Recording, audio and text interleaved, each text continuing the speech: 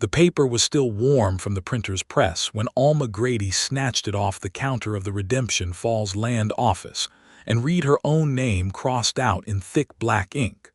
Replaced. The word did not appear anywhere on the document, but it was there all the same, written in the white space between the legal lines, in the careful handwriting of a man who had decided that Alma Grady was inconvenient, and that inconvenient things in Redemption Falls, Texas, in the spring of 1882, were simply removed. What replaced her name was a name she had never seen before, Miss Luella Crane. And beside that name, in the space reserved for the betrothed, was the name she had loved and trusted and crossed 300 miles of sun-scorched Texas scrubland to find. Calvin Slater, the land agent behind the counter, a thin, nervous man named Hiram Potts with ink stains on both index fingers, was looking at her the way people look at a situation they want no part of. His eyes kept darting to the door. His hands kept smoothing the edge of his ledger book even though the ledger was already flat. When, Alma said, it was not really a question. It came out of her mouth the way rocks fall down a hillside, with its own weight and its own direction and no interest in stopping for anyone's comfort. Miss Grady, I want you to understand that this office simply records what is presented to it by, when was this filed? Hiram Potts swallowed. Day before yesterday, Tuesday last, day before yesterday. Alma had been on the road since Monday morning, riding a borrowed sorrel mare through the kind of Texas heat that turns the horizon into something you cannot trust. She had been riding toward Calvin, toward the life they had planned together in letters that crossed back and forth between Redemption Falls and her father's farm in Limestone County for 14 months. 14 months of careful words and careful promises, and one very specific promise made in Calvin's own hand on a piece of paper she still carried inside her left boot. He had not waited 3 extra days. Or rather, someone had made sure he did not have to. Alma set the document back on the counter with a steadiness that surprised even herself. She had always been the kind of woman who went quiet when she was most dangerous, and right now she was very, very quiet. "Is Calvin Slater in town?" she said. Hiram Potts looked at the door again. "He's at the Slater Ranch, I'd expect. Miss Crane is, the new arrangements are they're expecting a ceremony on Saturday. Saturday. It was Thursday morning." Alma Grady picked up her saddlebag, settled her hat on her head, and walked out of the Redemption Falls Land Office into the brutal white light of a Texas morning, with exactly 48 hours to undo a betrayal she had not seen coming and reclaim everything that had been stolen from her before the ink on that document had time to mean anything permanent. She did not cry. She had done her crying 2 miles outside of town when she first saw the sign that said Redemption FALLS 2 MILES and felt a rush of joy so complete it had physically hurt. That joy was gone now. What was left was something sharper and considerably more useful. She needed to understand how this had happened, and she needed to understand it fast. The story of how Alma Grady came to be standing in that land office, staring at her own erasure, began 14 months earlier in a very different kind of room. Her father's farm in Limestone County was the kind of place that asked everything of you and gave back just enough to keep asking. Her father, Thomas Grady, had worked that land for 22 years and worn himself down to the bone doing it. When he died in the winter of 1880, he left Alma a farm with 2 mortgages, 3 good horses, and a reputation for being the most capable woman in the county, which was another way of saying she had been doing a man's work since she was 16, and nobody had ever paid her properly for it. The man who held those mortgages was named Denton Cole. Denton Cole was 43 years old, broad across the shoulders, and had the particular kind of confidence that comes from owning things rather than earning them. He had been interested in Alma Grady since she was 18, which was an interest she had refused with such consistent firmness that it had become something of a local legend. But with Thomas Grady in the ground and 2 mortgages coming due, Denton Cole showed up at the farmhouse door with a proposition that was dressed up like generosity and smelled like a trap. He would forgive both mortgages. He would deed the farm free and clear. All Alma had to do was marry him. Alma had stood in the doorway of her father's house for a long moment, looking at Denton Cole's satisfied face, and then she had said no with such clarity that he had actually taken a step backward. He had given her 90 days on the mortgages. She had 2 months to find another solution or lose the farm entirely. It was her neighbor, a widow named Pearl Hutchins, who had shown her the advertisement in the back pages of the Dallas newspaper. Ranchers and settlers in West Texas seeking educated, capable women of good character for companionship and partnership. The advertisement had been placed by a man named Calvin Slater of Redemption Falls, who described himself as 31 years old, owner of a working cattle ranch of 700 acres, looking for a wife who was not afraid of hard work or honest conversation. Alma had written to him on a Tuesday night with the lamp burning low and the wind coming under the door. She had not tried to make herself sound better than she was. She told him she was 26, that she had run her father's farm alone for 2 years before his death, that she could read and write and keep accounts and ride and shoot reasonably well and cook adequately.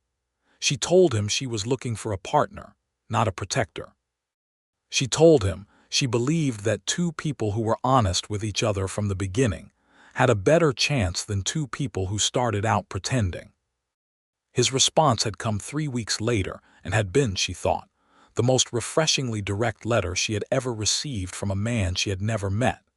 He wrote that he was tired of being managed by people who thought they knew his business better than he did.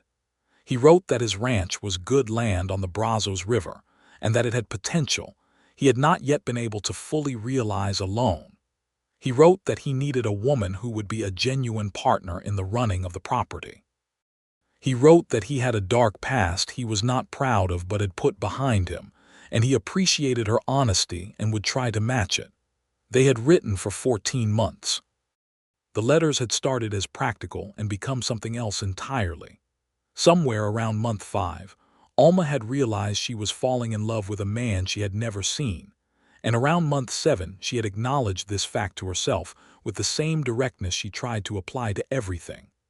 By month 10, Calvin Slater's letters had stopped being careful and started being something she had to read twice, because the first reading always left her short of breath.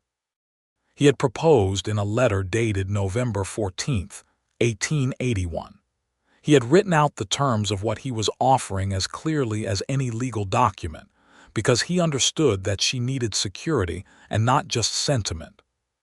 He offered a joint deed on the ranch once they were married. He offered her full partnership in all decisions regarding the property. He offered her something he called his honest and complete regard, which was, she had decided, the most romantic way any man had ever said that he loved her without quite saying it. She had written back yes on the same day his letter arrived, and had not slept that night from the particular happiness of it. She had sold the Limestone County farm to pay off her father's debts and finance the journey west. Denton Cole had watched her load her wagon with an expression she had not been able to fully read at the time, but now, standing outside the Redemption Falls land office in the spring of 1882, she thought she understood a great deal better. He had not looked defeated when she left. He had looked patient. The question was how patient he had been, and how far that patience had stretched, and whether it had stretched all the way to Redemption Falls and a woman named Luella Crane. Alma walked to the town's only hotel, the Frontier House, and took a room. She needed a bath and a meal and a clear head, and she needed information.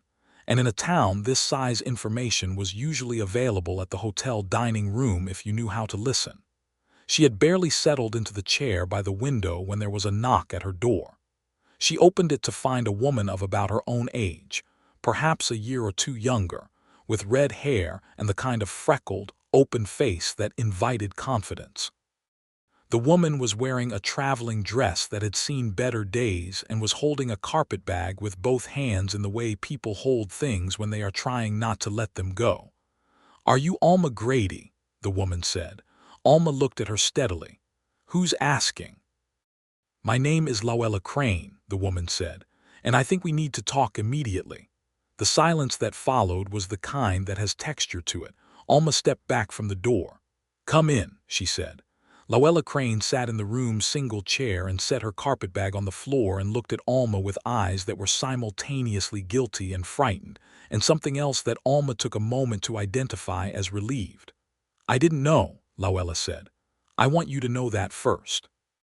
I did not know there was another woman." Alma sat on the edge of the bed and folded her hands in her lap and waited, which was something she was very good at. Luella had her own story, and it tumbled out of her in the halting way that true stories do, without the smooth edges of something rehearsed. She had been a seamstress in San Antonio, recently widowed, with no family and a landlord who was raising her rent. She had answered an advertisement placed by a man named Denton Cole, who represented himself as acting on behalf of a wealthy rancher in West Texas who was seeking a wife. The man Cole had described sounded nothing like Calvin Slater.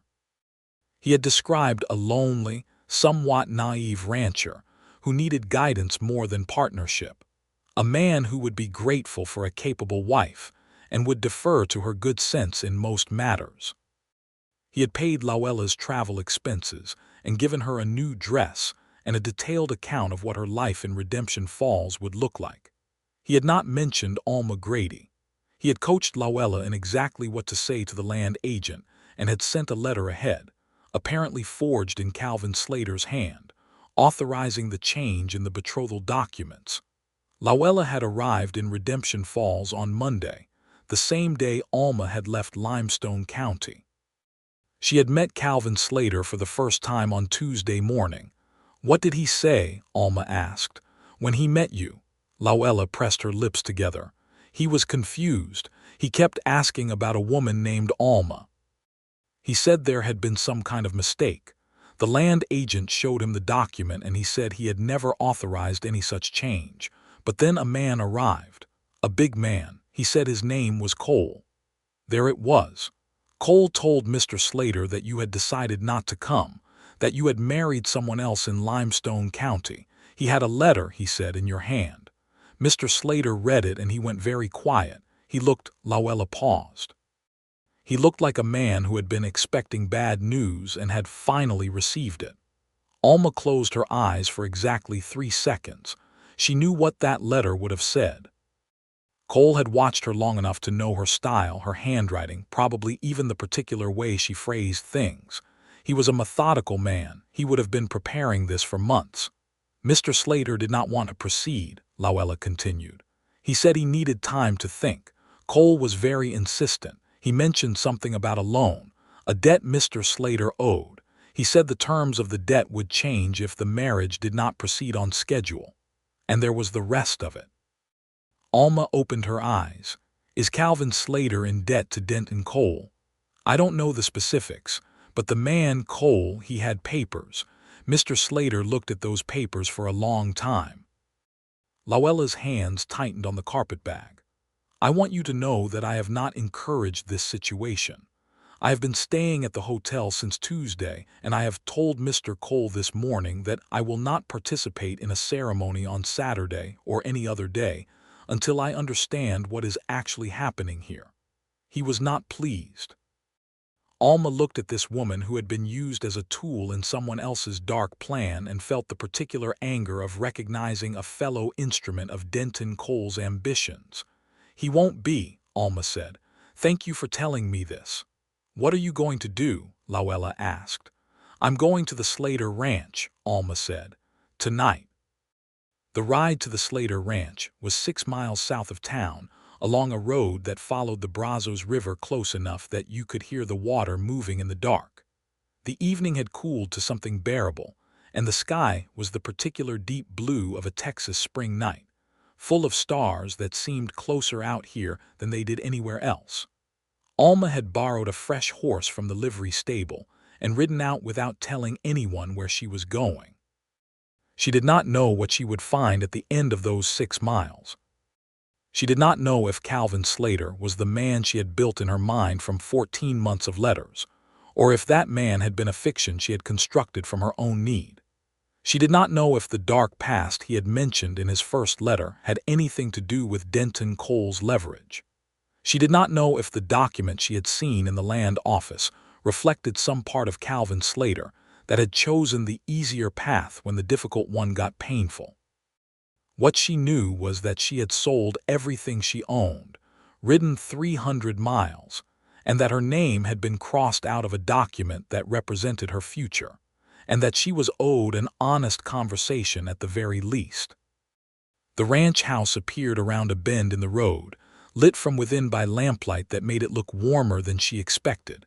It was a solid house, not grand, built of limestone blocks with a wide porch and a barn set back to the left. There was a corral with 4 horses in it. There was a light in the kitchen window and a light in what was probably the main room. She tied her horse to the porch rail and knocked on the door. The man who opened it was not what she had imagined, and was somehow exactly what she had imagined at the same time, which is the particular disorientation of meeting someone you have known only in words. Calvin Slater was tall and lean in the way of men who work outdoors, with dark hair and the kind of face that had been shaped by weather and something more internal than weather. He had gray eyes. She had not known that from the letters. He had fine lines at the corners of those eyes from squinting into the sun and possibly from other things as well. He was wearing a work shirt with the sleeves rolled up, and he was holding a coffee cup that he nearly dropped when he saw her face. He said her name, just her name. Alma. He said it the way you say something you thought you had lost. She said, I understand you've been told I'm not coming. He stared at her for a long moment with an expression she was going to need more time to fully translate. Then he stepped back from the door and said, Come inside. The kitchen of the Slater ranch was clean and functional with a good iron stove, and a table with 4 chairs and a window that looked out toward the barn. Calvin set his coffee cup on the table and stood with his back to the counter and looked at her with those gray eyes that seemed to be doing a great deal of work. Cole came here Tuesday, he said. He had a letter. He wrote it himself, Alma said, or had someone write it for him. Calvin's jaw tightened. I suspected. But the handwriting was close enough, and he stopped. I want to be honest with you. I was looking for a reason to believe it, not because I wanted to believe it, but because the alternative was that Cole had gotten to you and I couldn't. I didn't know what I could do about that. Why does Denton Cole have leverage over you? Alma said. The question landed in the kitchen like something solid. Calvin did not look away from her, which she appreciated. 3 years ago, he said, I borrowed money from Cole to expand the cattle operation. I didn't know Cole then, not really. I knew he had money and I needed it, and the terms looked reasonable on paper.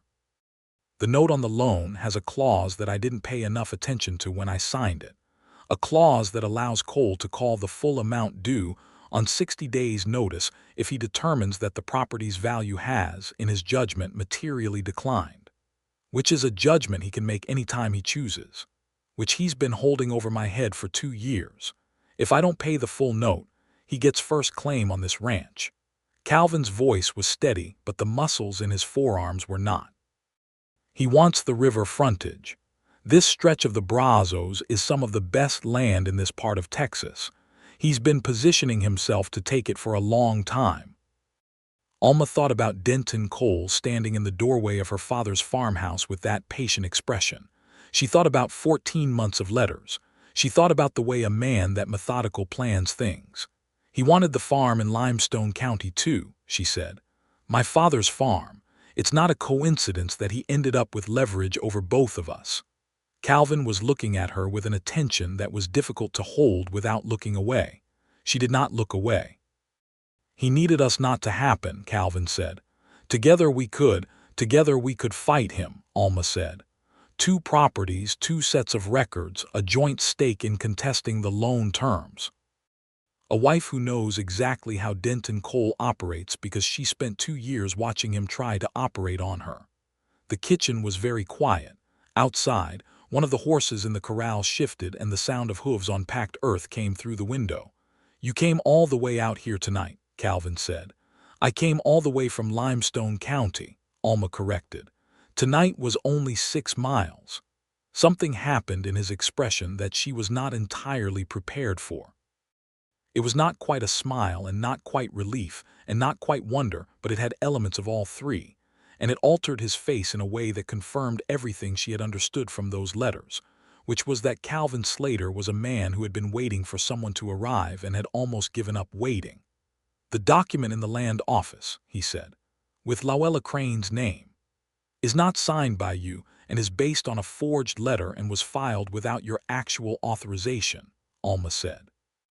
"I don't know enough about the law in Reeves County to say exactly what that means in legal terms, but I know what it means in practical terms. It means it's not finished. It means there's still time.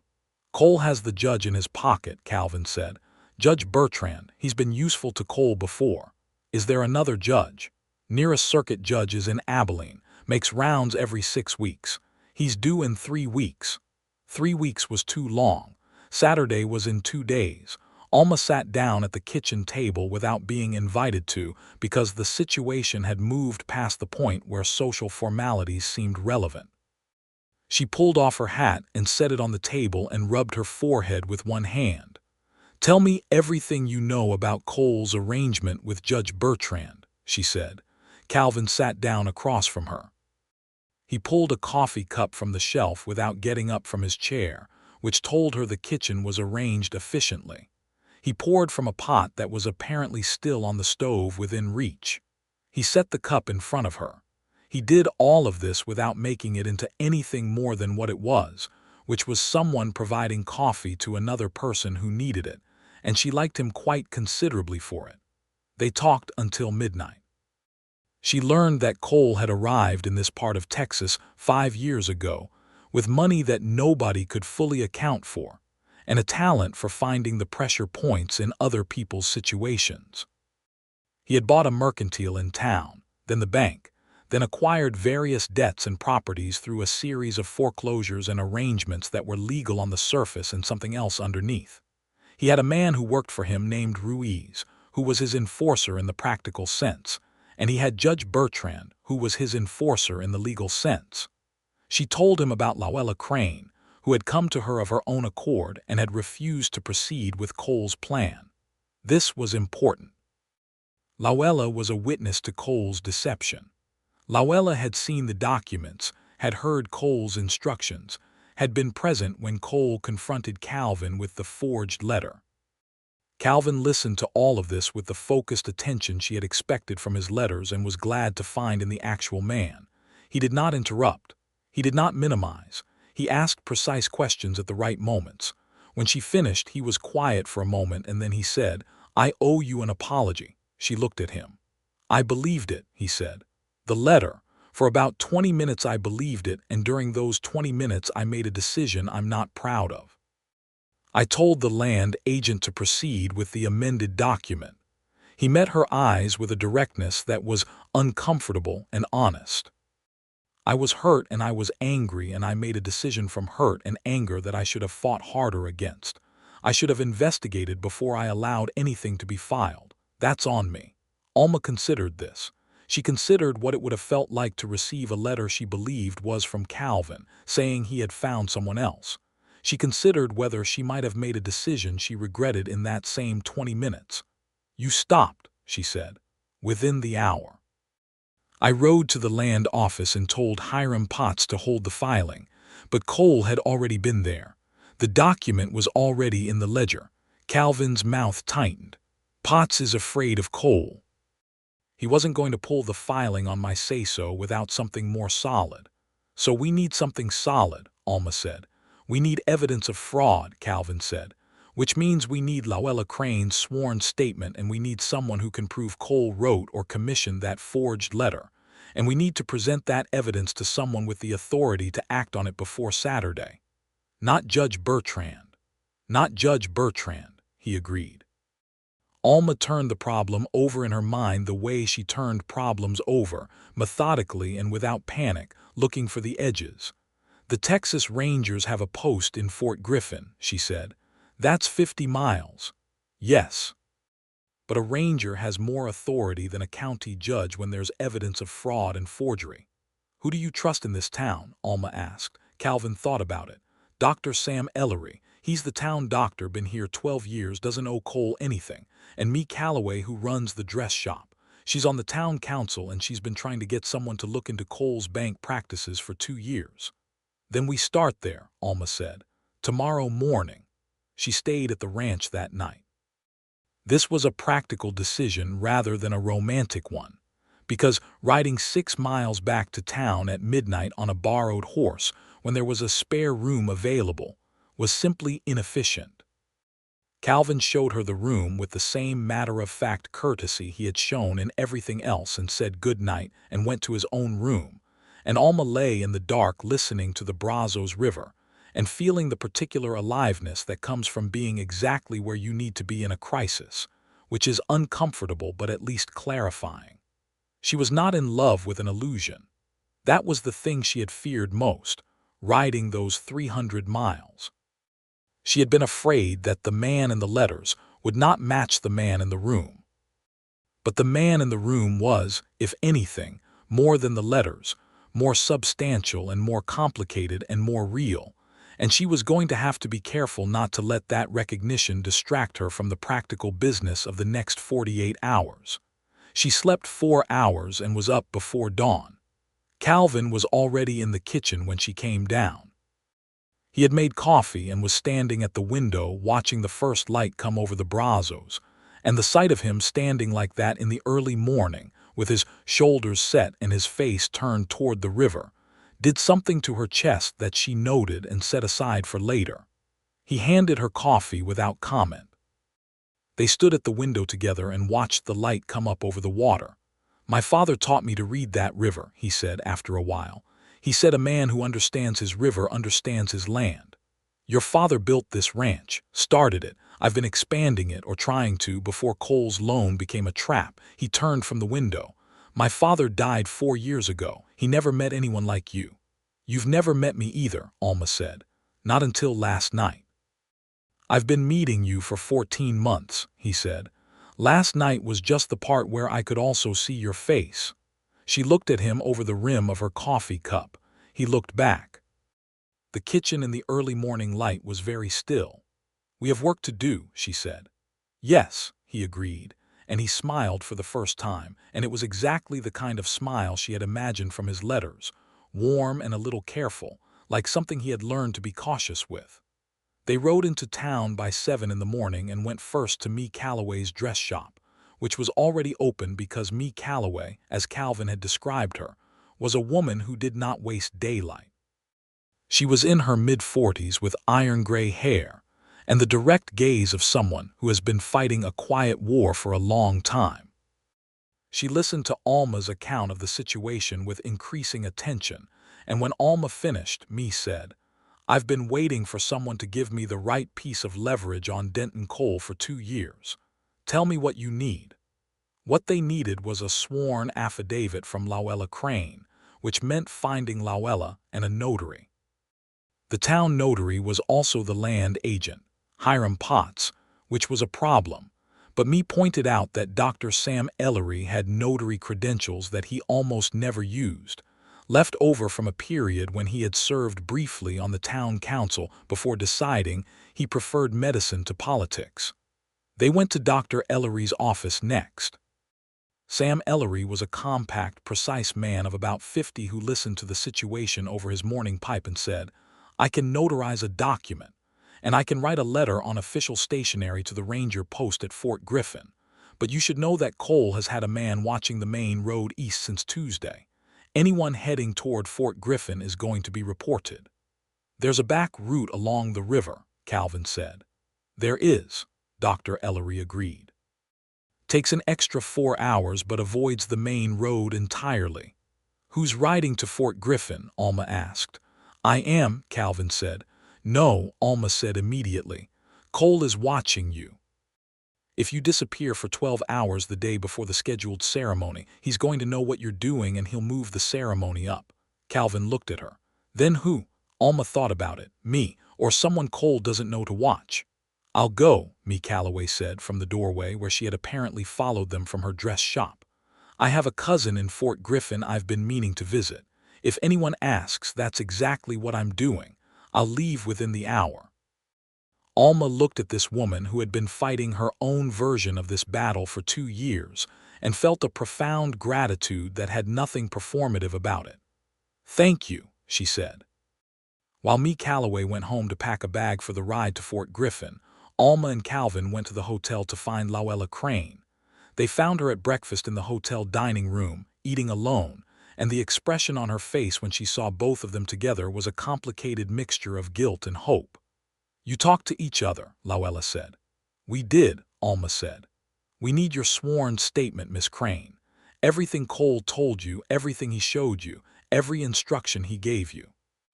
"Dr. Ellery can notarize it this morning." Luella set down her fork. "If I give that statement, Cole will know I did it." "Yes," Alma said honestly. "He's not a gentle man when he's crossed," Luella said. "No," Alma agreed. "He's not." Luella looked out the window of the dining room at the main street of Redemption Falls, which was just beginning to fill with the ordinary commerce of a Thursday morning. Then she looked back at Alma with an expression of someone making a decision they have already made and are now simply acknowledging. "I'll give the statement," she said. "What Cole did to both of you, using me as the instrument of it, is not something I'm willing to just walk away from." They spent an hour at Dr. Ellery's office while Luella gave her statement in careful, precise detail, and Dr. Ellery wrote it all down and then notarized it with a gravity appropriate to the occasion. Calvin sat in the corner of the office and listened and did not speak, but Alma could see the effect of certain parts of Luella's account on his face, particularly the parts about what Cole had said about Alma being conveniently eliminated from the picture. When it was done, Calvin said, "This confirms fraud and forgery. With the right authority reviewing it, the land filing should be invalidated." "If Mee gets to Fort Griffin and back in time," Dr. Ellery said. "She's a strong writer, but that's 100 miles round trip and she won't make it back before Saturday morning at the earliest." "That may be enough," Alma said, "if the Rangers arrive before the ceremony. But the problem with plans that depend on things happening in time is that other people's plans do not cooperate." Denton Cole arrived at the hotel at 10 o'clock Thursday morning with his man Ruiz behind him, and the particular expression of a man who has learned that his plan has developed complications. He found Alma in the hotel lobby and looked at her with an emotion she recognized as anger being managed by calculation. "Miss Grady," he said, "this is a surprise." "Is it?" she said. Cole was a big man and he used his size the way certain men do, as though the space he occupied was already ownership of a kind. He looked from Alma to Calvin, who was standing 2 steps to her right, and then back to Alma. "I think there's been a misunderstanding," Cole said. "Mr. Slater and I had an arrangement. Mr. Slater's loan from you is a matter of contract law," Alma said. "Your forgery of a letter in my name and your fraudulent filing with the land agent are matters of criminal law. I suggest you consider which conversation you actually want to be having right now." Cole's face went very still in the way of a man recalculating. "That's a serious accusation," he said. "It's a notarized statement," Alma said, "from a witness you brought to this town yourself." She watched him understand that Luella had talked. She watched him recalculate again, faster this time, and she could see him reaching for his next move the way a chess player reaches for a piece. Miss Crane is a confused woman who misunderstood the nature of the arrangement. She gave a detailed account under oath, Calvin said, from Alma's right, and his voice had the particular quality of someone who has decided that careful is no longer the strategy. "Including the specific language you used when you told her that Alma had been eliminated from the picture." Cole looked at Calvin with an expression Alma had not quite expected, which was something like contempt. "You have a debt to me, Slater. You have a note in my possession. Whatever Miss Grady has told you, or whatever misguided adventure she's setting you on, that note is real and it's legally enforceable." "Call it in," Calvin said. Call the note in right now and see what happens. Cole blinked. This was apparently not the response he expected. Call it in, Calvin said again, and we'll contest the terms in court with evidence of how you structured the loan specifically to be used as leverage. We'll contest your foreclosure practices on 6 other properties in this county. We'll contest every arrangement you've made with Judge Bertrand. My debt to you may be real. Everything you've done with it may still end you. The lobby of the Frontier House was very quiet. The desk clerk had found somewhere else to be. A salesman who had been reading a newspaper in the corner chair had folded it with tremendous care and appeared to be trying to become invisible. Cole looked at Alma, then at Calvin, then at the door. "This isn't over," he said. "No," Alma agreed. "It's not, but Saturday is." Cole and Ruiz left the hotel. The lobby breathed again.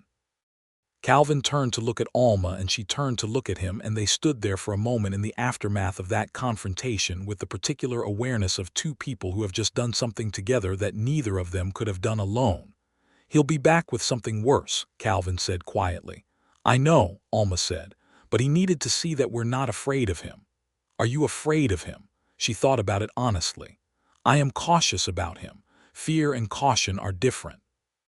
He looked at her with those gray eyes. "Where did you come from?" he said, which was not really a question. "Limestone County," she said, which was not really the answer, and they both knew it. The rest of Thursday was a careful waiting game. Alma spent the afternoon with Luella Crane, who was still at the hotel and had no place to go and no money to go there with, since Cole had controlled her travel funds. Alma discovered in the course of this afternoon that Luella Crane was a deeply capable woman who had been dealt a series of difficult hands by circumstance, and had played each of them as well as was humanly possible.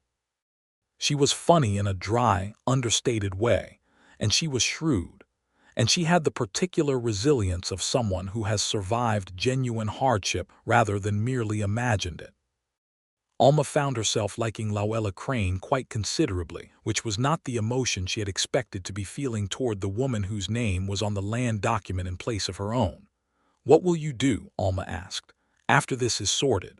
"Go back to San Antonio, I suppose," Luella said, "though my landlord has likely rented my room by now." "You're a seamstress." "A good one. The dress I'm wearing I made myself from fabric I bought in San Antonio. Total cost, 90 cents. Alma looked at the dress, which was well cut and neatly finished with small buttons that were precisely even. "Me Calloway's dress shop," she said. "She may need someone." Luella looked at her. "You don't owe me anything. The opposite, if anything." "Cole used you," Alma said. "That's not the same as what you did." Friday arrived with the particular tension of a deadline. Me Calloway had not returned yet, which was expected. Fort Griffin was 50 miles, and the round trip would take the better part of 2 days. The Rangers, if they came at all, would likely arrive Saturday morning at the earliest, which was also when Cole had planned the ceremony. Calvin came to the hotel at 7 in the morning and found Alma at breakfast. He sat across from her and ordered coffee, and they ate together with the comfortable efficiency of 2 people who have already dispensed with the awkward stage by virtue of the circumstances dispensing with it for them. "Cole's been at the bank since dawn," Calvin said. "His man Ruiz rode out early in the direction of Judge Bertrand's house. He's going to try to have the ceremony moved up," Alma said. "That's what I think. If the ceremony happens before the Rangers arrive, we're in a much harder position to contest. The document becomes a done thing." "It's not signed by you," Alma said, "and Luella won't sign. Cole has the judge. If Bertrand decides to sign off on it." Calvin stopped. Alma looked at him over her coffee cup. "We need to make sure the ceremony can't happen today, even if Cole tries to move it up." "How?" "We need to file something ourselves. A counterclaim with the land office, evidence of fraud.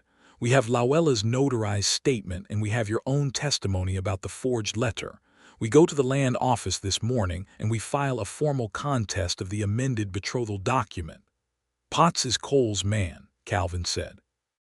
"Potts is a frightened man," Alma corrected. "Those are different things. Yesterday I saw him watching that document with an expression that told me he knew exactly what he'd done and was not comfortable with it. A frightened man and a guilty man together may be maneuverable in a way that Cole's man is not. Calvin considered this. You've thought about this through the night. I think through the night regularly, Alma said. It's a habit. Another thing the letters didn't tell me, he said, and there was something in the way he said it that made the morning feel warmer. They went to the land office at 8:30.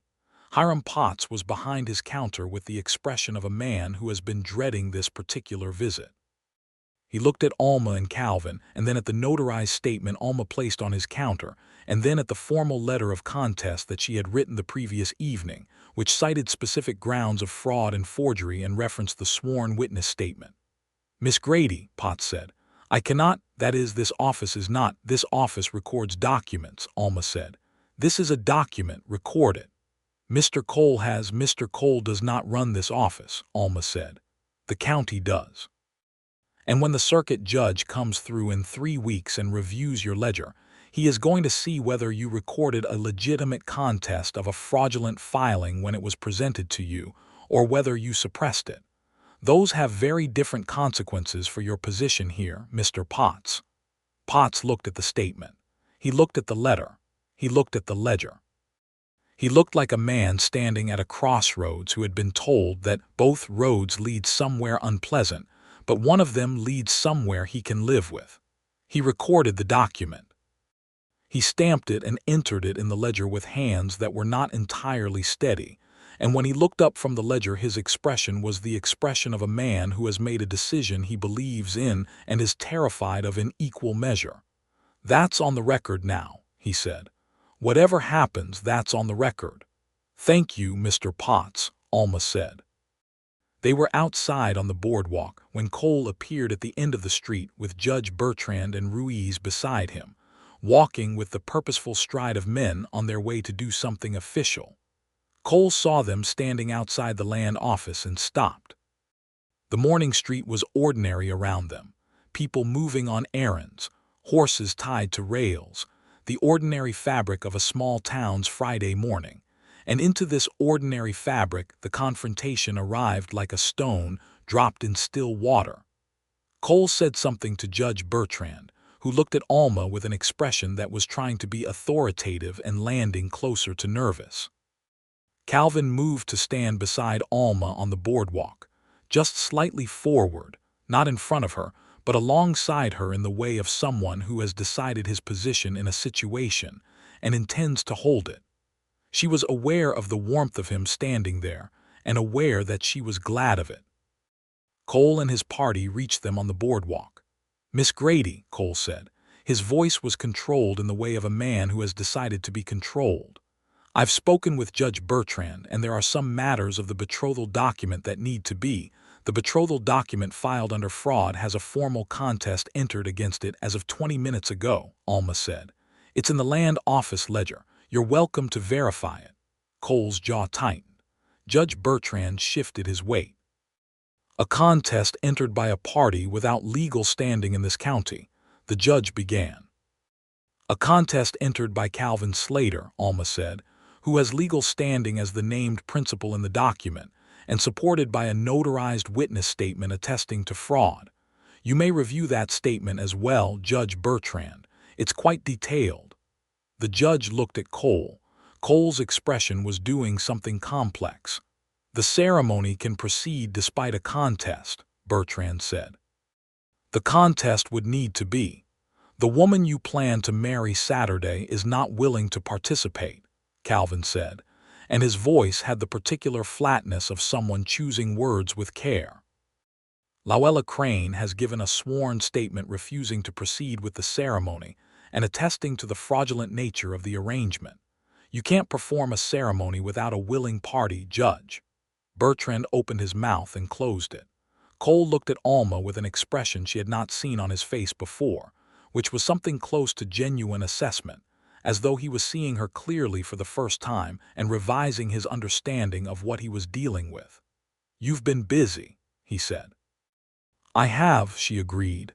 This isn't finished, he said, which was what he had said yesterday, and it was beginning to sound less like a threat and more like a habit. "No," she said. "But the ceremony Saturday is." Cole and Judge Bertrand left the boardwalk. Ruiz followed them. The three of them walked back the way they had come, and the ordinary morning closed around the space they had left behind. Calvin let out a breath beside her. "That was," he said. "Yes," she agreed. "You're extraordinary," he said. And it was said simply, without performance, in the same direct way that his letters had been direct, and it landed on her in the way of something she had been waiting to hear said in exactly that tone. She looked at him. He looked at her. The boardwalk of Redemption Falls hummed with the ordinary noise of a Friday morning around them. "We still need the Rangers," she said. "Yes," he said. "We do." Me Calloway rode into Redemption Falls at 11 o'clock Saturday morning, and she did not come alone. She had ridden through the night. That was the first thing Alma understood when she saw me's face, which had the particular gray-edged alertness of someone who has not slept and has decided not to let that be relevant. Beside me rode 2 Texas Rangers in their distinctive badges, Captain Joshua Holt and a younger ranger named Davis. Both of them trail dusty and rode serious, and exactly what the situation required. Alma was on the hotel porch when they rode in, and she went to meet them with a feeling in her chest that was equal parts relief and the practical urgency of someone who knows the morning is not over yet.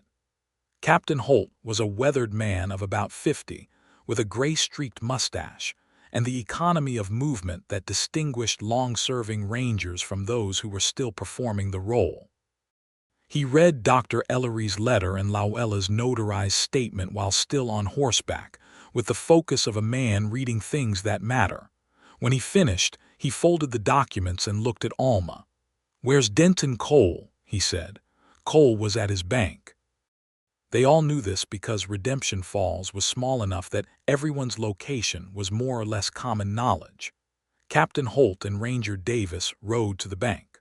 Alma and Calvin and me Calloway followed on foot, which was a decision that turned the whole population of the main street into witnesses, because people in a small town in 1882 understood perfectly well what a ranger riding to a bank on a Saturday morning meant. The confrontation at the bank was not the explosion Alma had expected. It was, in its way, more satisfying than an explosion would have been. Denton Cole looked at Captain Holt's credentials, and at the documents the ranger was holding, and the particular authority that a Texas Ranger carries in his person as much as his badge, and something in Cole's face went through several stages before settling on a kind of acceptance that was the acceptance of a man who has been smart enough for a long time and has finally met a situation where smart is not enough. He did not bluster. He did not threaten. He asked for an hour to speak with a lawyer. Captain Holt told him he had 30 minutes. Ruiz, who had been in the bank, took one look at the Rangers and walked to the door and was directed to stay in the building, which he did without argument. In the end, the weight of the evidence was considerable. Lauella's statement was detailed and specific. Calvin's own account of the forged letter, combined with Dr. Ellery's letter and the formal contest in the land office ledger, formed a picture that had very few innocent interpretations. Captain Holt was not a man who required much ambiguity to be resolved before reaching a conclusion. Cole was taken into custody pending a hearing. Ruiz, who turned out to have warrants outstanding in 2 other counties under a different name, was also taken into custody, which surprised everyone except Captain Holt. Judge Bertrand, presented with the Rangers' formal review of the evidence, resigned his position voluntarily before anyone asked him to, which was the most self-aware decision he had made in some years. The fraudulent land filing was formally voided by Captain Holt's authority pending the circuit judge's review. The amended betrothal document, with Lauella Crane's name, was struck from the record. The loan document that Cole had held over Calvin was reviewed by the Ranger in the context of the broader fraud investigation and flagged as a potentially coercive instrument, which did not void it immediately but effectively suspended Cole's ability to enforce it while the investigation was ongoing. By Saturday afternoon, the legal emergency was over. Calvin's ranch was secure. The ceremony that was never legitimate was confirmed to be never happening. The dark cloud of Denton Cole's patient, methodical scheming had broken apart in the span of 48 hours. Alma stood on the main street of Redemption Falls in the Saturday afternoon light and felt something she had not let herself feel since she walked into the land office Thursday morning and saw her name crossed out, which was a bone-deep exhaustion that had been waiting politely behind the urgency. She was aware of Calvin standing beside her. She was aware that the crisis was over and that what came next was something that required a different kind of conversation than the one they had been having for the past 2 days. "I should let you rest," he said. "You should," she agreed. "In a moment." She turned to look at him fully in the afternoon light, which was the warm honey gold of a Texas spring afternoon at 3 o'clock, and she looked at him without the immediate pressure of the last 48 hours behind her gaze, and what she saw was exactly what she had known from the letters, which was a man who was trying his hardest to be honest and was not always certain of how to do it and kept doing it anyway. "I'd like to stay in Redemption Falls," she said. He was very still. "I have nowhere else to go," she added, which was true but was not the reason, and they both knew that. "I sold the farm. I have some money left and my skills and no particular attachment to anywhere I've been before. The partnership I offered in my letters," Calvin said, "that offer stands, everything I wrote." "I know," she said. "I'm telling you I want to take it." "The partnership," he said carefully. "Or all of it," she said. "Everything you offered." He looked at her with those gray eyes that the letters had not told her about, and she thought that there were some things that simply could not be communicated in writing and had to wait for the actual person, and she was glad she had waited. "I would very much like to court you properly," Calvin said, "for whatever amount of time feels right to you. We've been corresponding for 14 months and I feel as though I know you better than I've known anyone, but I'm aware that correspondence is not the same thing as, 'Let's start with dinner,'" Alma said, "and see where we are." He smiled again, that careful warm smile that she had already decided was one of her favorite things, and said, "Dinner. Tonight." "Tonight," she agreed.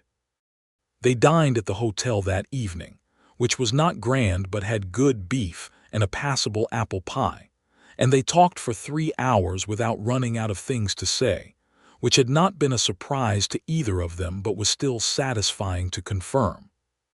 They talked about the ranch and the cattle operation and the plans Calvin had sketched out in letters over 14 months, and about how Alma's experience running her father's farm translated into specific, practical contributions she could make. They talked about books they had read and opinions they held, and a few things they disagreed about, which was also satisfying in its way. At the end of the evening, Calvin walked her to the door of the hotel and stood on the porch in the warm dark of a Texas spring night and said, "I want to tell you something I should have said when you arrived Thursday night." She waited. "I'm glad you came back," he said. "And I'm ashamed that there was a version of the last 2 days where I might have let Cole win.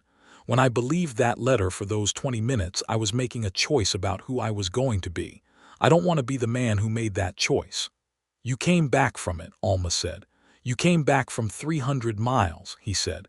"That matters more." "We both came back from what he tried to do to us," Alma said. "That's the thing that matters." He reached out and took her hand, which was the first time he had touched her, and held it in both of his hands for a moment with a gentleness that was entirely at odds with the calluses on his palms from years of ranch work, and looked at her in the lamplight of the hotel porch. "Good night, Alma," he said. "Good night, Calvin," she said. She went inside and climbed the stairs to her room and lay in the dark for a long time, not sleeping, not needing to sleep, simply feeling the particular quality of a life that is moving in the right direction. In the weeks that followed, Alma settled into Redemption Falls with the efficiency of someone who has been looking for the right place for a long time and recognizes it when she finds it. She took the spare room at the Slater Ranch, which was the practical arrangement given that she had no other accommodation, and the hotel cost money she preferred not to spend, and which was also a great deal more interesting than the hotel for reasons she examined honestly with herself.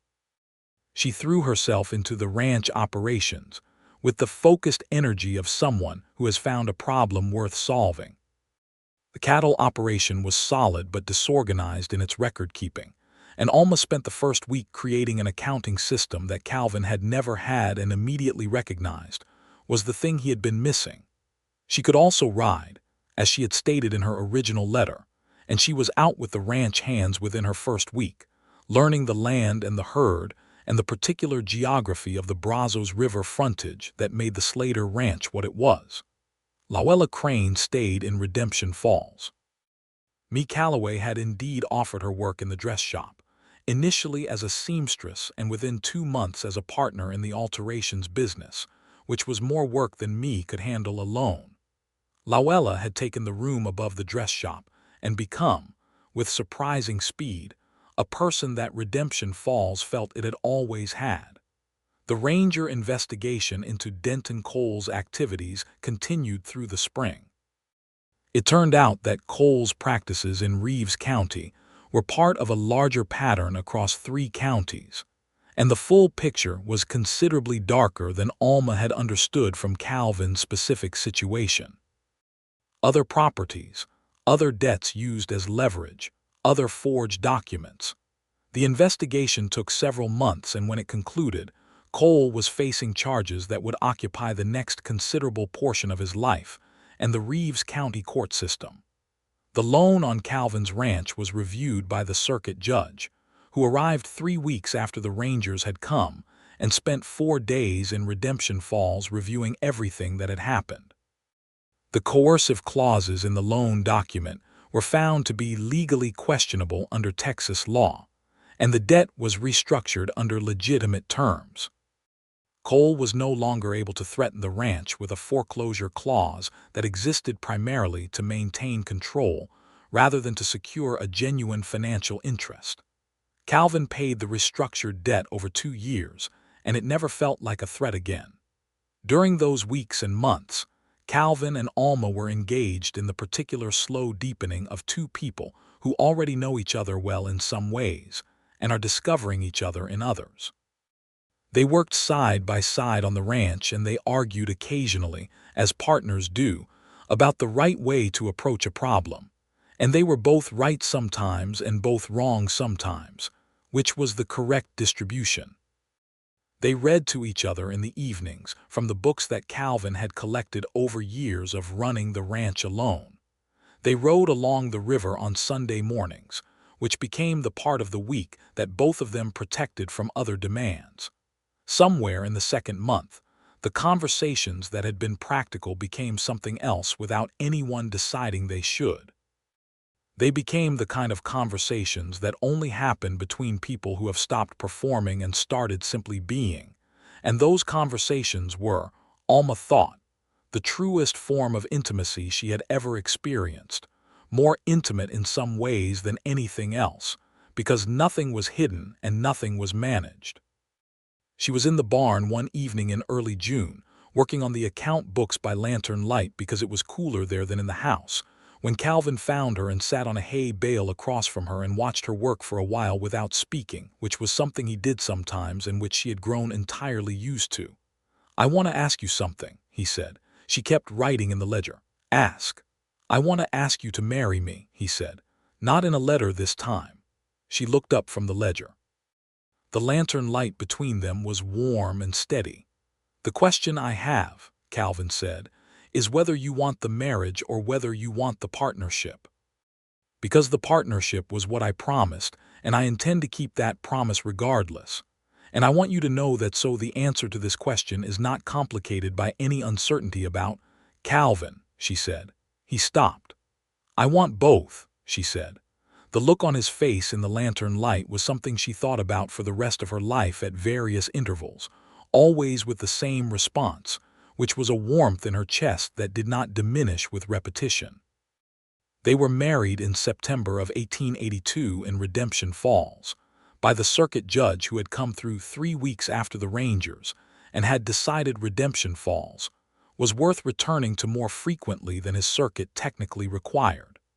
The ceremony was on the porch of the Slater Ranch overlooking the Brazos River in the late afternoon light, with me Calloway and Luella Crane and Dr. Sam Ellery and a number of the ranch hands as witnesses. Luella was the one who made Alma's dress, which she did as a gift, and which was the most beautiful thing Alma had ever worn, made of pale green cotton with small pearl buttons that Luella had found in me's supply. When Alma put it on the morning of the wedding, she stood in front of the small mirror in her room and thought that she looked like someone who had survived a great deal and come out the other side of it into something better than she had planned. Calvin, when he saw her walk onto the porch, looked at her with an expression that removed any remaining uncertainty she had ever had about whether the man she had fallen in love with through letters was the same man she had found in the kitchen of his ranch house at midnight on a Thursday. He was. He was more. The ceremony was short and honest, which was appropriate for two people who had agreed from the beginning to be honest with each other. When the judge pronounced them married and Calvin took both of her hands and looked at her, Alma thought about the moment in the land office when she had seen her name crossed out, and the way that moment had felt like an ending, and the way it had turned out to be something else entirely. It had been the moment that everything became real, the moment the stakes were high enough that everything that was going to be true became visible. She had come back before the ink dried on someone else's claim to her future, and she had reclaimed everything. Not just the legal documents and the land partnership and the practical security of a life with a good man on good land. She had reclaimed the thing Cole's plan had been designed to take from her, which was the life she had chosen and fought for, and traveled 300 miles across Texas to claim. The reception, such as it was, involved me Calloway's cooking and a fiddle player from town, and lasted until well past dark, when the Brazos River was a sound in the dark, and the stars over West Texas were their most extravagant. Dr. Ellery danced with me Calloway and looked pleased about it, in a way that he had perhaps not intended to make visible. Luella danced with a young man from the ranch named Garrett Pierce, who worked the north section of the cattle operation, and who had been finding excuses to be near the dress shop on his days off for the past 6 weeks. Alma noticed this, and noted it in the same mental ledger where she kept other things worth watching. She and Calvin did not dance so much as they stood at the edge of the porch together, and listened to the fiddle, and watched the people they had gathered around them in the 3 months since Alma had walked out of that land office with her name crossed out and her chin up. They stood close enough that their arms were touching, and Calvin's hand found hers in the dark without either of them making a decision about it, and they stood like that as the celebration moved around them. "Are you happy?" he said, at some point in the evening, his voice low. She considered it the way she considered things without reaching for the easy answer. "Yes," she said, "genuinely and completely." "Good," he said. "So am I. That surprises you," she observed. "After a while," he said, "you start to expect that things won't go the way they should, and then something does and you have to recalibrate." She turned to look at him in the darkness of the porch with the lanterns of the celebration behind them. "I spent a long time being afraid I had invented you," she said, "that the man in the letters was something I had made up from my own need. And now I think I underestimated you, if anything," she said. "The letters were good. The actual version is better." He brought her hand up and kissed her knuckles with a gentleness that had become one of her favorite things about him, precise and deliberate and warm. "The actual version of you," he said, "is so far beyond what I imagined that I'm not sure I even had an imagination before you arrived." The celebration wound down, and the guests rode or walked back toward town, and the Slater Ranch was quiet in the way it was quiet when the land and the water and the night were doing their ordinary work.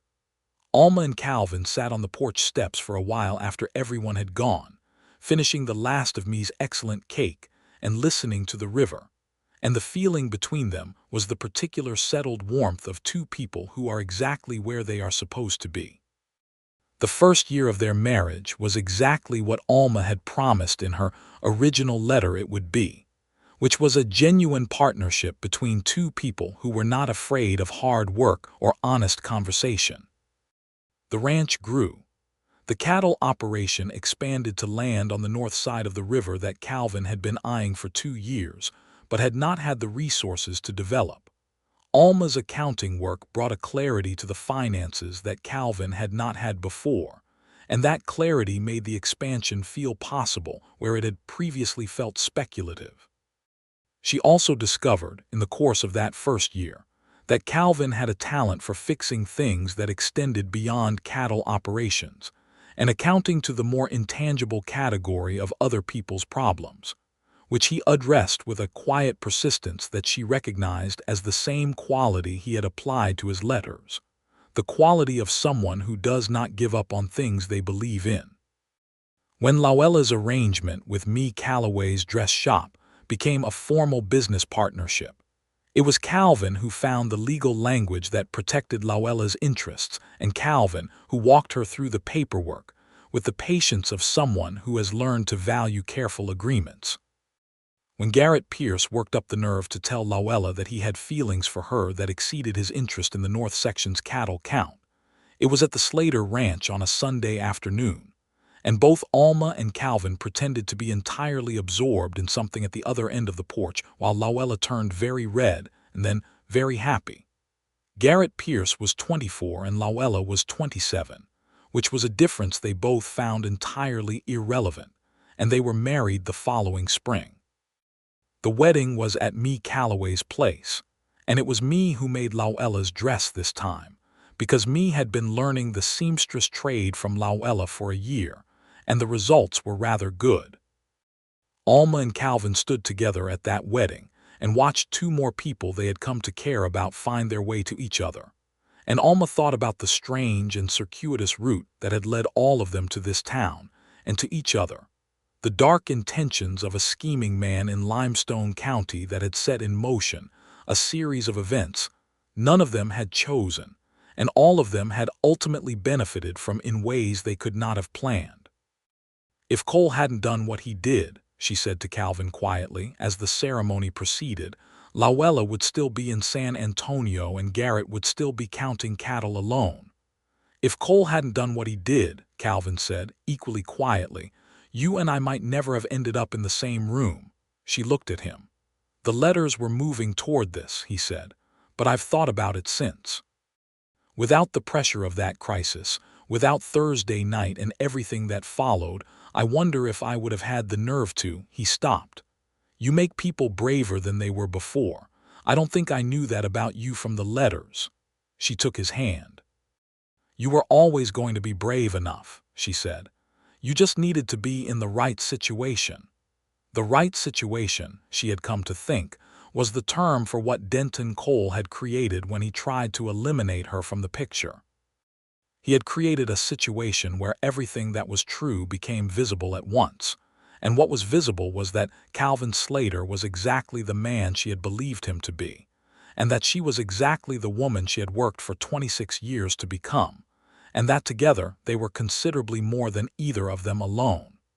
In the autumn of 1883, a little over a year after the wedding, Alma knew she was expecting. She told Calvin on a Saturday morning in the kitchen of the ranch house where they had first sat across from each other and begun the real conversation that the letters had been preparing them for. He went very still for a moment, and then he looked at her with an expression that had all the qualities of his best expressions, warm and careful and genuine, and said, "Are you all right?" She laughed, which was not what he was expecting, and reached across the table and took his hand. "I am extremely well," she said. "I just thought you should know." He was quiet for a moment and then he said, "A child," as though testing the word. "Apparently," she agreed. The hand holding hers tightened slightly. "I thought this place was already full," he said. "I thought I already had more than I'd expected." And then, she agreed. Their son was born in May of 1884, delivered by Dr. Sam Ellery with me Calloway in attendance, in the room that had been Alma's from the night she first arrived at the ranch. They named him Thomas for her father. He was a solid, loud, opinionated baby who clearly intended to be a great deal of work and an equal amount of reward, and who looked, in Alma's judgment, exactly like Calvin. Calvin's judgment was that the baby looked exactly like Alma, which was either a touching sentiment or evidence that neither of them was very objective, probably both. Dr. Ellery, whose interest in me Calloway had been growing quietly for 2 years, proposed to her the week after Thomas was born, apparently on the grounds that attending the birth of someone else's child had clarified his feelings about having his own life properly arranged. Me accepted. They were married in the fall of 1884, which made that particular autumn in Redemption Falls exceptionally busy in the best possible way. Luella and Garrett's first child, a girl they named Clara, arrived 3 months before Thomas. Clara and Thomas grew up side by side the way children do, when their parents are closely enough placed, with the particular relationship of two people who are not siblings, but might as well be. The town of Redemption Falls changed around them over the years in the way that Texas towns changed in the 1880s, with the railroad arriving in 1886 and changing the cattle operations economics in ways that both expanded some things and contracted others. Calvin navigated those changes with the practical intelligence that Alma had recognized from the beginning, and Alma's accounting made the navigation possible in ways that would not have been otherwise. Denton Cole's legal proceedings resolved in 1885, resulting in several years of imprisonment and the dissolution of his business interests in Reeves County, which were sold off to pay restitution to the various people he had defrauded. The Slater Ranch received a modest sum from the proceeds, which they used to build a second barn. The forged letter was entered as evidence in Cole's proceedings, and its contents were read in court, which meant that the people of Reeves County got to hear exactly what Cole had believed he was eliminating when he crossed Alma Grady's name out of a document and put someone else's name in its place. What he had believed he was eliminating was an obstacle. What he had actually encountered was the kind of person who does not accept erasure as a permanent condition, who reads the document with her name crossed out and feels not defeat, but the clarifying anger of someone who knows exactly what needs to be done next. Hiram Potts, the land agent, left Cole's employ and became, over the following years, one of the more scrupulous land agents in the county, as though his single act of recording Alma's contest had shown him what was possible, and he had decided to make it his standard. He thanked Alma once, formally, on the street, several months after the events of that spring, and she accepted the thanks with the same directness she brought to everything. Captain Joshua Holt of the Rangers passed through Redemption Falls occasionally over the years on other matters, and always stopped at the Slater Ranch, where he was fed and given coffee and treated as the man who had shown up when he was needed. He developed the habit of dropping by me and Sam Ellery's house as well, and it eventually emerged that he had a profound appreciation for me's cooking that had nothing to do with law enforcement. In the spring of 1887, Alma stood on the porch of the Slater Ranch on a morning that was the same warm honey gold as the afternoon she had married Calvin, watching Thomas, who was almost 3, attempt to teach himself to whistle with the focused determination of his mother and the patient persistence of his father. She had a cup of coffee. Calvin was in the barn. She could hear him talking to the horses, which was a habit he had and which she found deeply endearing. She was expecting again. She had known for about 2 weeks and had not yet told Calvin, not because she intended to keep it secret, but because she was enjoying the private knowledge of it for a little longer. She had the same feeling she'd had with Thomas, that bone-deep rightness of something important beginning. Calvin came out of the barn and walked across the yard toward her, and Thomas looked up from his whistling and held out his arms with the imperial demand of a small child who has decided the time for whistling is over, and the time for being carried has arrived. Calvin scooped him up without breaking stride and came up the porch steps with the boy on his arm and stood beside Alma in the morning light. "Good morning," Calvin said. "Good morning," she said. He looked at her face with the particular attention he had always given her, which had not diminished with time but had deepened in the way that familiarity deepens things that are worth deepening. He looked at her and said, "There's something you're not telling me." She laughed. "You always know. You get a quality," he said, "a particular quality of knowing something and deciding when to say it." "We're expecting again," she said. Thomas, who did not understand this sentence, but understood that something significant had been said, looked from one parent to the other with the alert intelligence of a child, who is paying more attention than anyone thinks. Calvin set Thomas carefully on the porch rail with one hand and used the other to take Alma's free hand, and he looked at her in the morning light with the expression she had first seen by lantern light in the barn when she had said all of it and meant all of it and watched the meaning land in him. "Again," he said. "Again," she confirmed. He brought her hand up and held it against his chest in the way he sometimes did, over the particular place where she knew his heart was, and looked at her for a long moment without speaking, which was not silence in the empty sense but silence in the full sense, the kind that contains more than words do. Thomas, perceiving that his parents were engaged in something that did not include him, attempted to whistle again from his position on the porch rail. He failed and tried again. The Brazos River moved past below the bluff. The morning was warm. The ranch behind them and around them was solid and real and theirs, built out of two people's willingness to be honest, and one very dark attempt to prevent them from being together that had, in the particular way of dark attempts by small men against determined people, accomplished the exact opposite of its intention. Their second child, a boy they named James, was born in November of 1887. He looked, in the opinion of everyone who saw him, like both of his parents at once, which was either impressive genetics or the effect of wishful thinking, and he had from the first weeks of his life the particular quality of someone who was going to have opinions about everything and intended to make them known. Thomas accepted James with the generous sovereignty of a firstborn who has not yet understood that his position has changed, and then with the resigned affection of a child who has understood and decided that a small brother was, on balance, more interesting than being alone. Life on the Slater Ranch settled into the rhythms of a place that knows what it is and intends to continue being it, which is the best kind of rhythm, the kind that is not static but is secure. There were difficult years and easy years in the way of all ranching operations, with weather and cattle prices and the adjustments of a changing West. The railroad had changed things. The late 1880s were bringing new settlers and new pressures and new opportunities in equal measure. Alma managed the accounts through all of it with the competence she had promised in that first letter, and developed further in the years since.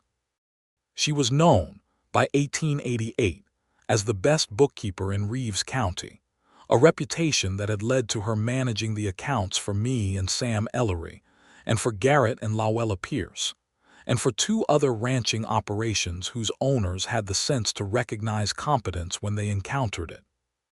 Calvin ran the ranch and the cattle and the relationships with the other ranchers and the railroad buyers and the various practical negotiations that kept a 700-acre river operation functioning. And he did it with the quiet persistence that she had recognized from the beginning and continued to find, years later, one of the most attractive things about him. They had built something real together, not the fantasy that letters sometimes created but a real thing, with real difficulty and real joy and real partnership in both the practical and the emotional sense. The dark past Calvin had mentioned in his first letter had turned out to be, in its specifics, the story of a younger man who had made some choices he was not proud of, and had then spent years making different ones. Alma heard the whole story in the second month of their courtship, and had judged it the way she judged things, which was on the basis of the actual person rather than the worst version of the story. The person was worth judging well. She had her own things she was not proud of. She had her own moments of smallness and error that did not match the capable person she generally presented to the world. They gave each other those things over time, in the way that people give each other real things when they trust each other enough, and the trust deepened every time. In the autumn of 1889, 7 years after Alma had ridden into Redemption Falls on a borrowed sorrel mare, and found her name crossed out in a land office ledger, the town celebrated the arrival of the Southern Pacific Railroad spur that would connect Redemption Falls to the broader network. It was a civic occasion with speeches and music and Me Calloway's extensive cooking, and virtually everyone in the county was there. Alma stood with Calvin at the edge of the gathering and watched Thomas, now 5, attempt to explain the mechanics of the railroad to James, now almost 2, who was extremely interested in the steam engine and not at all interested in Thomas's explanation. Luella and Garrett were nearby with Clara, who was 6, and conducting her own investigation of the catering situation. Me and Sam Ellery were in the middle of everything, as they tended to be, Me's laughter carrying across the gathering with the particular quality of someone who has found her place and intends to fill it. 7 years ago this month, Calvin said, not to anyone in particular. Alma looked at him. I was standing in this town thinking everything had gone wrong, he said. Cole had just left the ranch. I had that forged letter and I had a document in the land office I already regretted and I had a debt I thought was about to end everything I'd built. He paused. And you knocked on my door. You should have seen your face, she said. What was it? Like someone had handed you something you'd stopped expecting to get, she said. He was quiet for a moment, watching the boys, watching the celebration around them. Then he said, it was exactly that. How did you know? I saw it in the kitchen window for about 3 seconds before you opened the door, she said. I was trying to decide if I was doing the right thing, riding out there alone at midnight, and then I saw your face through the glass before you knew anyone was there, and I knew. He turned to look at her. Knew what? That you were exactly who you had been in the letters, she said. That the man I'd been falling in love with for 14 months was the man in that kitchen, and that whatever had happened with Cole and the document and everything else was not who you were choosing to be, that you were already fighting against it. From the window. It was a good 3 seconds. He shook his head with a smile that had lost none of its warmth in 7 years and had, if anything, become more unguarded than it used to be. He put his arm around her shoulders and she leaned into the solidity of him, and they watched their sons and their friends and the town that had become, against all of Denton Cole's carefully laid plans, the place where Alma Grady had come back and reclaimed everything. Thomas had finally caught James's attention. He was demonstrating, with the solemn authority of a 5-year-old, how to imitate the sound of a steam engine. James was attempting to imitate him with enthusiastic inaccuracy. Both of them were deeply satisfied with this arrangement. I have something to tell you, Alma said. Calvin went still in the particular way that he had learned to go still when she said those words, with his full attention and a slight bracing quality that he could not entirely help. She smiled. Not that, well, eventually perhaps, but not yet, he exhaled. I heard from a woman in the county this week, Alma said. Her name is Ruth Harmon. Her husband died last winter and she has a farm she can't manage alone and she's been trying to find her footing. She wrote to me because me told her I had come out to Texas in a similar situation. What does she need? This was one of the things she loved about him.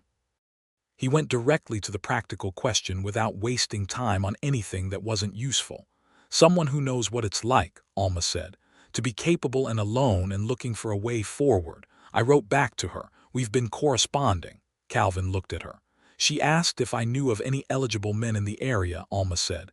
Men who might be looking for a genuine partner rather than a managed household. And do you? I know of 1 or 2, she said. There's a rancher on the north side of the county named Calloway. No, he's me's cousin and he's 54. There's Sam Ellery's colleague from Fort Griffin who moved to the area last year, Dr. Patterson. He's 34, widowed, no children. And you're going to write letters, Calvin said. I thought I might mention the situation to him, Alma said, and see if he would be willing to correspond. Calvin looked at her with an expression she knew very well, which was the expression of someone who finds the person they love consistently astonishing. You want to arrange a correspondence between a widowed woman you've never met and a doctor you barely know. I want to give someone who's in the situation I was in 7 years ago the same chance I got, Alma said simply, without the Denton Cole part. He laughed, which was something she also loved, because his laugh was genuine and uncomplicated in the way that some people's laughter is genuinely uncomplicated, without performance. Write the letters, he said. I intend to, she said. The celebration continued around them in the warm autumn afternoon. The steam engine exhaled importantly. Thomas managed to convince James that the most interesting place to stand was next to their father, and Calvin found himself with a boy on each side of him, one at his knee and one at his hip. The particular architecture of small children surrounding a parent they have decided is the most interesting thing in the vicinity. Alma stood slightly to the side and watched this with the feeling that had become, over 7 years, the primary texture of her life, which was the feeling of having arrived somewhere real and earned and worth arriving at. She had sold everything she had and ridden 300 miles across Texas to reclaim a future that someone else had decided should belong to someone else. She had walked into a land office and seen her own erasure and turned around and ridden back out into the Texas morning and begun the work of making it right. She had done it because she was the kind of person who does not accept erasure. But also, she had done it because 14 months of letters had created something real enough to fight for, and she had known, from the moment she saw her name crossed out, that the only question was whether she was going to act on what she knew or let someone else's plan become the story of her life. She had not let it. She had come back before the ink dried and reclaimed everything. Not just the legal document, not just the ranch and the partnership and the practical security of a life in Redemption Falls. She had reclaimed the future she had chosen, the love she had built in careful, honest words over 14 months, the person she had been becoming since the night she sat at her father's kitchen table with a lamp burning low, and wrote the truest letter she had ever written to a stranger she was certain she could love. Calvin turned from the boys and found her watching him, and the look that passed between them in the middle of the celebration had all the history of 7 years in it. The Thursday night kitchen and the land office and the 50 miles to Fort Griffin and the porch wedding and the September light and Thomas and James, and everything they had built together that Denton Cole had tried to prevent before it began. He held out his free hand. She crossed the 3 steps between them and took it. The celebration went on. The Brazos River ran past in the distance, doing what rivers do, which is continue regardless of what human beings decide to do on their banks, with the patient constancy of something that will still be there long after the decisions and the crises and the documents and the schemes have all resolved themselves into history. Alma Grady Slater held her husband's hand and watched her sons in the warm autumn light, and thought that the view from here was better than anything she had imagined from a kitchen table in Limestone County, with a lamp burning low and a blank sheet of paper in front of her. She had written the truest letter she could manage, and everything that was true had found its way to her in return.